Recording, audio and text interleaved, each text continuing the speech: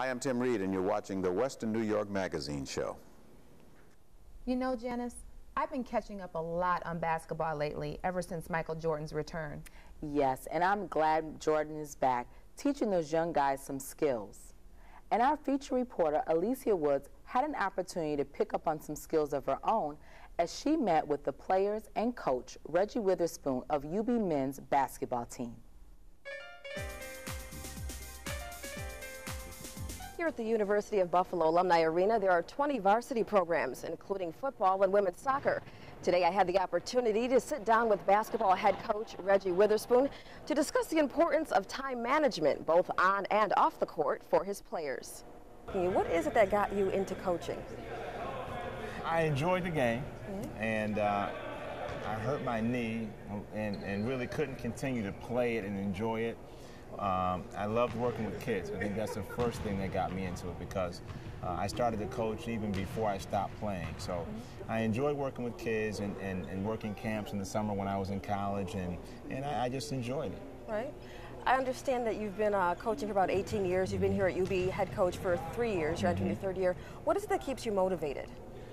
I think I have a vision for where I want basketball to be in Western New York, and UB gives me an opportunity to kind of work towards that vision. I've coached now in high school in Western New York, and I've coached junior college in Western New York, and this gives me a chance to work at a higher level. And do you find it's kind of tough for the players to excel academically and then give their all in the game? How do they, how do I want to say it, how do they focus on each and come up with such a positive? I know a few of the team players are entering the game, or entering the school with top of their class from high school. As freshmen, they're coming in top of the class. How do they stay so focused? How do they find time for studies? How do they find time for practice? I think the biggest adjustment for a college student athlete is time management. And that's one of the reasons we start off early in the morning. They have mandatory study hall that they have to attend, and 6 hours a week. Each person has to go to 6 hours a week. Now that just gives them a start on what they need to do academically. Right. But it does give them the start they need.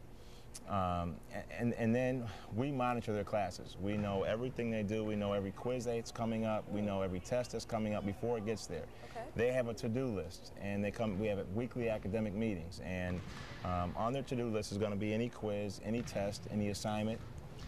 When they come back the next week, we'll look at their to-do list and see if there's anything that's been crossed off. Because time management really is going to give them an opportunity to get great grades, or if they don't, utilize what's available to them, it'll give them an opportunity to fail. So we try to help them with their time management, and most of them are bright kids. This is a difficult school. It's not easy here, but if they apply themselves, then they can get by. We're here talking right now with Robert Brown, number 22 for the Bulls, a top scorer and a senior here at the University of Buffalo. What type of preparation do you go through? How do you psych yourself up for a game like that? First thing I do is get on my knees and I pray. I give all the honor to God, and that's why I got my ability. So I get on my knees, I pray to the Lord, and He gives me strength, and that's how I get psyched up for games. I was talking with Coach Witherspoon. He was letting me know how important he feels academics is, as well as the game. How tough is it to excel academically and excel as a player? How much work goes into that?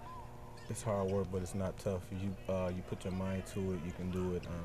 Everybody knows what they had to do when they first came to Division I basketball, and that was academics first, basketball second. And those two go hand in hand. You can't have one without the other. Okay, we're here speaking with Darcel Williams, number 33, plays for the Bulls. I understand you are homegrown, used to play for traditional, went to traditional high school. I understand you also played under Coach Witherspoon when you were at ECC. And when you heard he was coming back to UB, you decided to transfer back here to play under him again. What is it about Coach Witherspoon that inspires you and made you want to play with him again? Well, first, I've been knowing Coach Witherspoon ever since I was in high school. I was a freshman, knowing him, and he knows my family and everything. And, I have a real good relationship with Coach Witherspoon.